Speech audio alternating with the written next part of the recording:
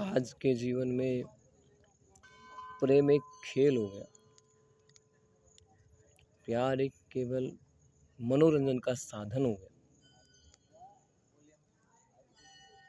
सबसे दुख की बात है कि उन लोगों से क्या गुजरती होगी जो वास्तविकता में प्रेम करते हैं, प्यार करते हैं, सम्मान करते हैं, किसी प्राणी को सर्वस्व देते हैं, उसका महत्व समझते हैं अपने जीवन में। और वो व्यक्ति सामने से केवल बस इतना कह कर के चले जाता है कि आपने किसने बोला था ये ऐसे करने के लिए, आपने किससे कहा था कि ऐसे किया जाए,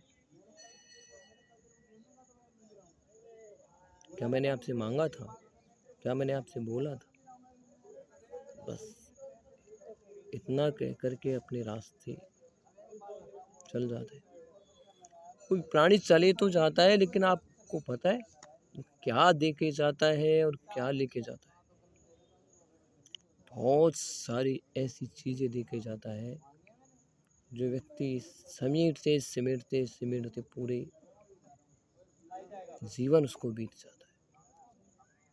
आपके लिए एक खेल हो सकता है, आपके लिए एक मनोरंजन का साधन हो सकता है, आपके लिए एक समय व्यतीत करने का एक खिलौना हो सकता है, पर सामने वाला व्यक्ति किस परिस्थितियों में और कैसे कैसे उन चीज़ों को वहन करता हुआ अपने जीवन को जीता है, आप क्या देके जाते। मतलब ये हुआ कि वो इंसान को इंसान नहीं समझता, बाद उसको प्रत्येक इंसान केवल स्वार्थी नजर आता है। जीवन एक बोझ सा नजर आता है। यहाँ तक कि उसके परिवार वालों पर भी वो शकी हो जाता है कि नहीं, इनका मेरे से कोई न कोई स्वार्थ होगा।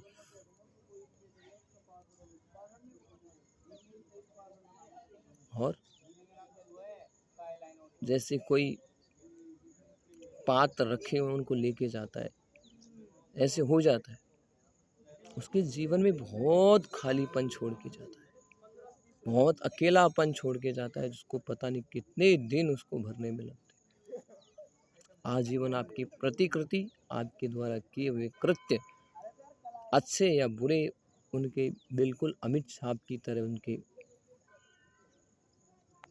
हृदय और दिमाग में बैठ जाते।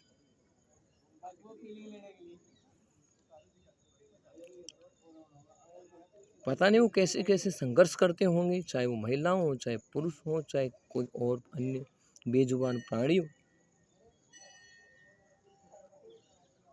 सबसे ज़्यादा दुर्दशा तो उन व्यक्ति की हो जाती है जो आपसे प्रेम करते ही है, वास्तविकता में ही करते हैं। किसी भी व्यक्ति को या किसी भी प्राणी को भावनात्मक दुख देने बहुत बड़ा अपराध है। किसी भी तरीके से आप योग्य हैं, आपके पास और भी सारे विकल्प हैं, लेकिन ये आपको कोई अधिकार नहीं है कि उसकी आपकी भावना से उसको खेला जाए। आपको ऐसा कहीं लगता है तो सामने वाले को आप सजग कर सकते हैं कि आप ऐसा क्यों कर रहे हैं।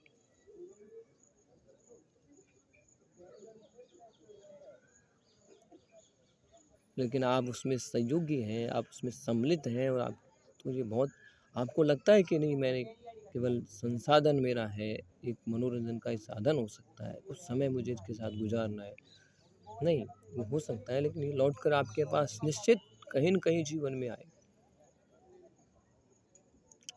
उसकी भावनाएं आपके प्रति क्या हो जाएं, आत्मा उसकी क्या कचूट कचूट करके आपको दोष देंगे, आप सोचिए। जो आपत्ति और संकटें आते हैं आपके अचानक जीवन में, उनका एक कारण ये भी है।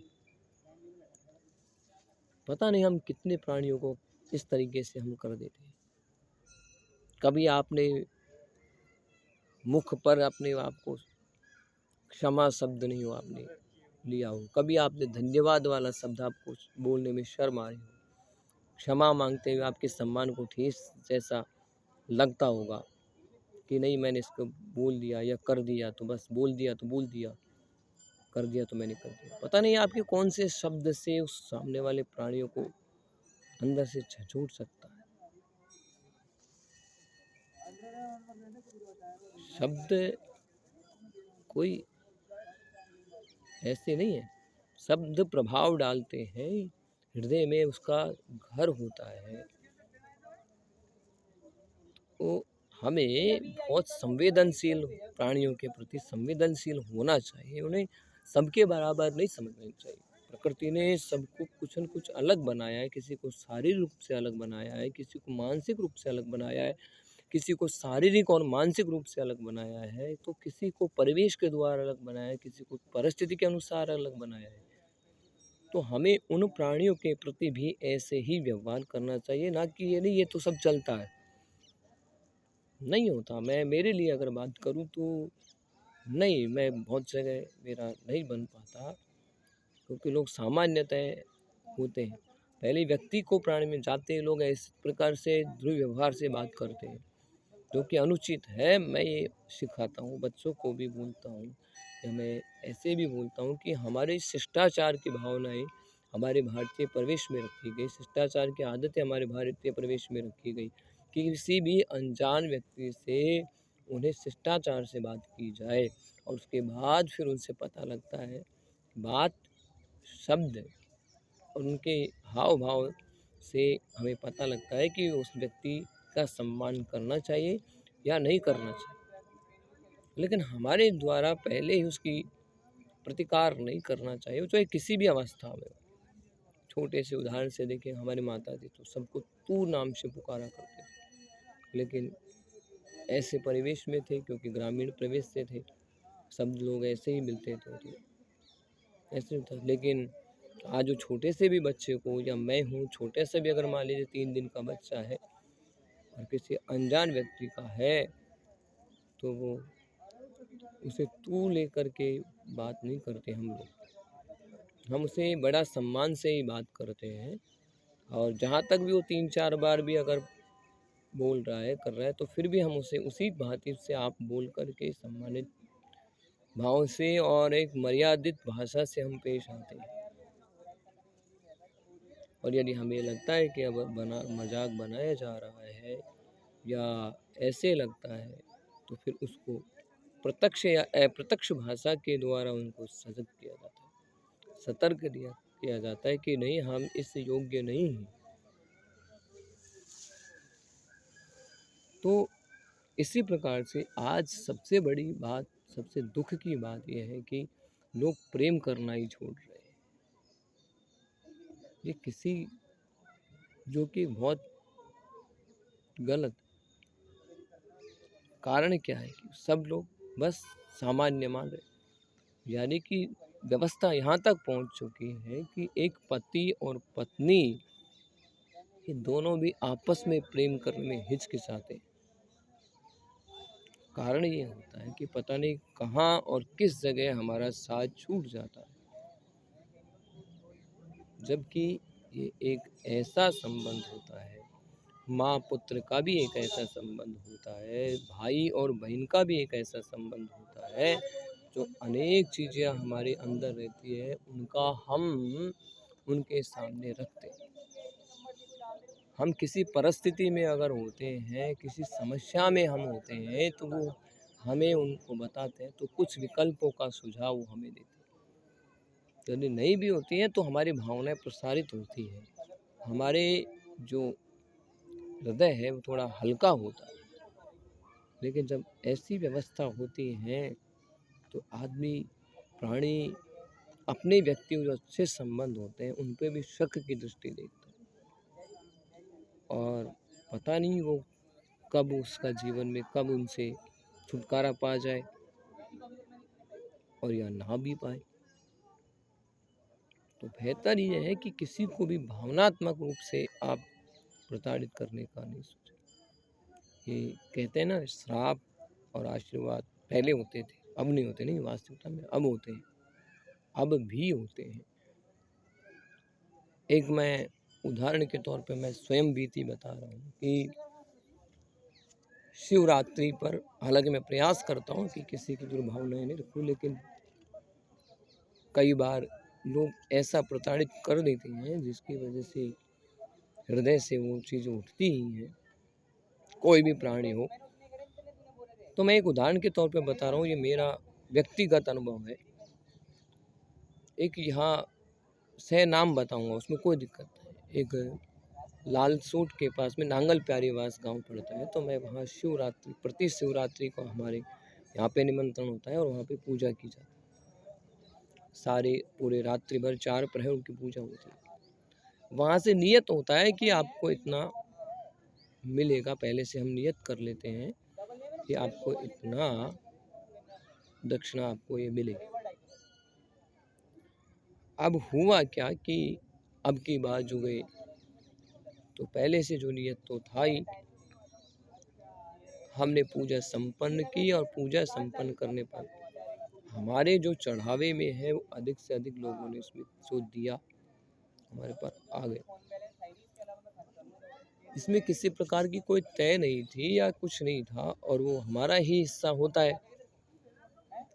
उन्हीं यजमानों ने क्या किया कि उसका अनुमान लगा करके हमारे से पहले जो तय दक्षिणा थी उसमें से उसके पैसे काट करके और उनको जोड़ करके और हमें दे दिया। मैंने ये सोचा, मैंने उनको बोला कि ये तो अनुचित हुआ, क्योंकि आपसे जो तय दक्षिणा थी वो आपको देनी चाहिए थी। और मैं उसको लेकर के घर पर आ गया। बात ये है अब आगे कि मैं सारे दिन और दूसरे दिन तक भी मैं स्वयं परेशान रहा, और मैं खुद को ये समझा रहा था कि गतम न सोचयामि कृतम न मन्ये, कि गया जिसको भूल जाइए और आगे देखिए, अगर आपकी इच्छा नहीं है तो आप वहाँ पे मत जाइएगा। लेकिन मेरा मन, मेरा हृदय केवल उसको ही धुतकार रहा था कि नहीं, उनको ऐसा करना नहीं चाहिए था, क्योंकि मैंने पूरी रात्रि एक पूर्ण ईश्वर के प्रति समर्पित होकर के उनको भाव को इंगित करा करके हमने पूजा की, अर्चना की।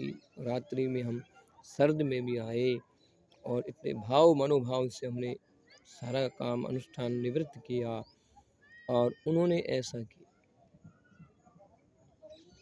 मैंने अनेक प्रयास किए, मेरा मोबाइल था उसको मैंने बंद किया, बार बार मेरा मोबाइल मेरे हाथ में आ रहा था, बस यही था कि उसके नंबर निकालूं और उनको बस जो भी मुंह में आता है उनको मैं बोलूं, मर्यादित रूप से क्या हुआ। आखिर मुझे मोबाइल को बंद करके ताला लगा करके और मुझे दूसरी जगह जाना। ये बात मैंने एक नहीं, दो नहीं, बहुत से प्राणियों को मैंने। पूनीराम जी उनका नाम हुआ करता है। अब आपको स्थान और पूनीराम जी से तो वो व्यक्ति पकड़ में भी नहीं आएंगे, तो गोपनीयता बनी रहेगी, क्योंकि ये गांव में बहुत सारे लोग रहते हैं। तो उन्होंने ऐसा मेरे साथ किया।